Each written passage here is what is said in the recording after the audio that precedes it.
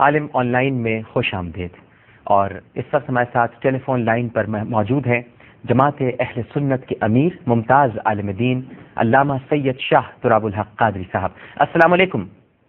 جی وعلیکم السلام. میرا شریف جی آپ کی دعائیں. آپ کیسے ہیں علامہ صاحب؟ ٹھیک ہیں ڈاکٹر صاحب؟ خیریت الحمدللہ ماشاء اللہ. علامہ صاحب آپ نے بھی ختم نبوت کی تحریک میں بڑی ماریں کھائی ہیں، بہت آپ نے جلسے جلوس کیے ہیں اور نبی کریم صلی اللہ علیہ وآلہ وسلم کے ایک سچے عاشق ہونے کا ثبوت دیا ہے.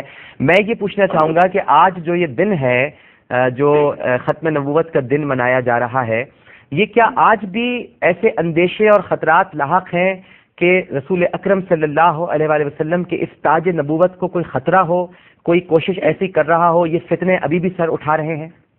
جی بہت معقول آپ نے بات کی. اور پہلے تو میں آپ کو اس پروگرام کے بے عینی اسی تاریخ میں نشر کرنے پر یا اہتمام کرنے پر آپ کو مبارکباد دیتا ہوں، اور جیو کو بھی. جی کہ آج وہ دن ہے 7 ستمبر کے جس میں قومی اسمبلی کی ایک مخصوص کمیٹی میں یہ قرارداد پاس ہوئی کہ قادیانی غیر مسلم اقلیت ہیں. جی اور ظاہر اسی مناسبت سے آج 7 ستمبر بھی ہے. یہ 1974 7 ستمبر کا مسئلہ تھا.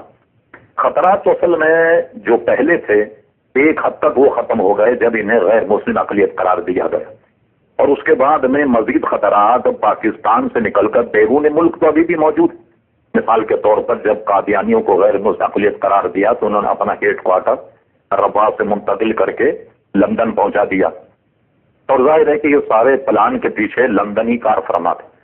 بلکہ برطانوی ایک رپورٹ ہے the arrival of British Empire in India, اس میں تو یہ سارا قصہ موجود ہے کہ ایک جھوٹے نبی کو تلاش کرنے میں برطانوی راج نے کتنی کوشش کی اور کیسے مرزا صاحب کو آمادہ کیا وغیرہ وغیرہ.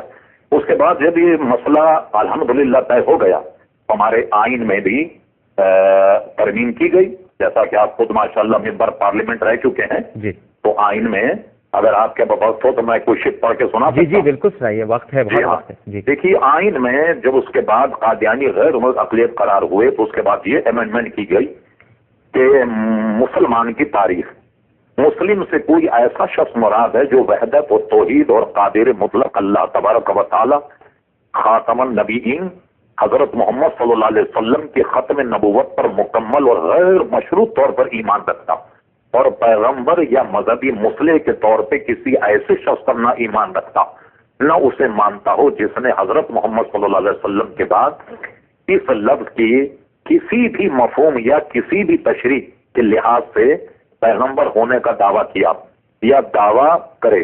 اور اس کے ساتھ ہی ساتھ یہ بھی موجود ہے اس کے کلاس بے میں کہ غیر مسلم سے کوئی ایسا شخص مراد ہے جو مسلمان نہ ہو اور اس میں عیسائی، ہندو، سکھ، بدھ، پارسی فرقے سے تعلق رکھنے والا کوئی شخص قادیانی گروہ یا لاہوری گروہ اس میں باضابطہ موجود ہے جو اپنے آپ کو احمدی یا کسی اور نام سے موسوم کرتے. یہ مسئلہ حل ہونے کے بعد اس کا اثر آئین پر یہ پڑا کہ آپ نے بھی جب حلف اٹھایا ہوگا تو ہمارے حلف نامے میں یعنی قومی اسمبلی یا وزیروں کے حلف نامے میں تو نہیں، لیکن پریزیڈنٹ اور وزیر کے حلف نامے میں باضابطہ یہ بات شامل کر دی گئی کہ وہ ختم نبوت پر غیر مشروط طور پر ایمان رکھتا. یعنی صدر اور وزیر اعظم انہوں اس بات کی ضرورت ہے کہ وزارت دفاع ہے، وزارت قانون ہے، وزارت خزانہ ہے، وزارت خارجہ، یہ بھی اہم کلیدی عہدے جو ہوں یہ بھی غیر مسلم یا قادیانیت کو نہ دیے جائیں. اور اسی طریقے سے کمانڈر ان چیف، بری فوج کا سربراہ، ایئر فورس کا سربراہ، نیوی کا سربراہ، یہ عہدے بھی اصل میں ایسے لوگوں کے پاس نہیں ہونے چاہیے.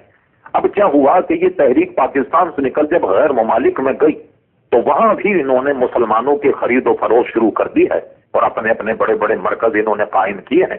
اور آپ کے تو علم میں، آپ تو میڈیا لائن کے آدمی، ایک چینل مسلسل اس پر وہ ان کا پیغام جو ہے پہنچاتا ہے جو مسلمانوں کو گمراہ کرتا، اور جگہ جگہ اس کے وہ ٹی وی چینل جو ہیں وہ لوگوں کے علاقے میں محلے میں دکھائی بھی جاتے ہیں. تو یہ خطرات ہنوز موجود ہیں. پھر یہ کہ جو چیز طے ہوئی اس پر حکمراں خلوص نیت کے ساتھ عمل نہیں کرتے. جی شاہ صاحب آپ کی آواز ہم تک نہیں پہنچ پا رہی. آواز جی اب آئیے آپ کی بات. جی آئیے. آپ نے یہاں تک فرمایا تھا کہ حکمراں خلوص دل سے عمل نہیں کرتے. عمل نہیں کرتے. جی. یعنی جو ہمارے یہاں تعزیرات پاکستان میں بھی ترمیم ہوئی ہے نا، تو تعزیرات پاکستان میں بھی باضابطہ یہ موجود ہے کہ وہ اپنی عبادت گاہ کو مسجد نہیں کہہ سکتے، اذان نہیں کہہ سکتے، کھل کر کے تبلیغ نہیں کر سکتے، کوئی اسلامی وضع کا کوئی ایسا کام جیسے السلام علیکم یا بسم اللہ شریف وغیرہ لکھنا، یہ سب ان کے لیے ممانعت ہے. تو اس پر عمل درآمد اصل میں حکمرانوں کی جو ہے وہ اپنی ایک مذہبی ذمہ داری، اس سے ہمارے حکمراں عہدہ برا نہیں ہوتے. جی ٹھیک ہے. شاہ صاحب کچھ اور کہنا چاہیں گے آپ؟ جی جی فرمائیے. جی جی آپ تو آپ نے یہاں تک کہا کہ عہدہ برا نہیں ہو رہے، آپ بات اپنی مکمل کیجیے. جی بات مکمل کیجیے، میرے خیال سے آپ بات کر رہے تھے. ہاں ٹھیک ہے. تو اب اس پر عمل درآمد کرنے کی ضرورت ہے. جو خدشات ابھی موجود ہیں، جیسے ابھی بھی وہ ڈھکے چھپے ہمارے یہاں کراچی میں، لاہور میں، اسلام آباد میں اپنے اپنے مرکز قائم کر کے اور وہ اپنی تبلیغی سرگرمیوں کو جاری رکھے ہوئے ہیں. تو ان کی نگرانی کرنے کی ضرورت ہے اور یہ حکمرانوں کا کام ہے. ٹھیک ہے. تو یہ خدشات جیسا آپ نے فرمایا کہ باوجود آئین میں مسئلہ حل ہونے کے، تعزیرات میں بھی امینڈمنٹ ہونے کے خطرات تو اب بھی موجود ہیں. اچھا شاہ صاحب، اگر میں آپ سے یہ پوچھوں کہ ایک عام مسلمان کو کیسے ریئیکٹ کرنا چاہیے، اس کا کیا طریقہ کار ہونا چاہیے جب اسے یہ معلوم ہو کہ اس طرح کے فتنے سر اٹھا رہے ہیں، تو بحیثیت امتی اور بحیثیت نبی کریم صلی اللہ علیہ وآلہ وسلم کے عاشق اور ان کی سنت پر چلنے والا وہ کیا کرے، اس کو ریئیکٹ کیسے کرنا چاہیے؟ ہاں، تو اس میں ایک تو دیکھیے عوام کے جو بس میں ہے وہ یہ کہ کم سے کم ان کی دعوت کو قبول نہ کیا جائے، اپنے طور پر اپنے اہل و عیال کو اس فتنے میں پڑھنے سے بچایا جائے، اور کبھی اگر ختم نبوت میں خدا نہ خواستہ کوئی شبہ یا شکوک کوئی آدمی پیدا کرے، فوراً اپنے علماء سے رجوع کر کے اور اس کو ذہن سے صاف کر دیا جائے تاکہ اس فتنے سے اللہ تبارک و تعالیٰ محفوظ رکھے. عام آدمی تو یہی کر سکتا ہے، اور جو خواص ہیں ان کا کام یہ ہے کہ ختم نبوت کے ایسے ایام ہوں یا کوئی اور میلاد النبی کے ایام وغیرہ، تو اس میں حضور کے ختم نبوت کی شان کو اجاگر کریں اور یہ بتائیں کہ حضور علیہ الصلوۃ والسلام کے بعد کسی نبی کا آنا تو درکنار، بلکہ ہمارے امام اعظم ابو حنیفہ رضی اللہ عنہ کا تو مذہب یہ ہے، حنفیوں کا، اہل سنت کا، کہ کوئی نبوت کا دعویٰ کرے، اس سے اگر کوئی چھوٹے نبی سے معجزہ یا نشانی طلب کرے تو وہ دار اسلام سے خارج ہو جائے گا. اس لیے کہ جب ہمارے نبی آخری نبی ہیں تو اس سے دلیل یا معجزہ یا کمال کوئی دریافت کرنے کی ضرورت ہی کیوں آئی؟ بالکل ٹھیک ہے. بہت شکریہ علامہ سید شاہ تراب الحق قادری صاحب ہم سے گفتگو کرنے کا. اور ہمارے ساتھ تشریف رکھتے ناظرین، جیسے کہ آپ کو پتہ ہے مولانا محمد امین صاحب جامعہ بن نوریہ العالمی صاحب کا تعلق ہے. السلام علیکم.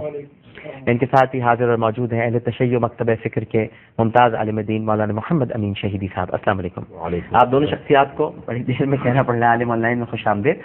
لیکن یہاں ایک چھوٹا سا وقفہ لیتے ہیں ناظرین. وقفے کے بعد پھر دونوں علماء حضرات سے بھی رائے لیں گے اور ہمیں یقین ہے کہ آپ سب لوگ ہمارے ساتھ ہی رہیں گے.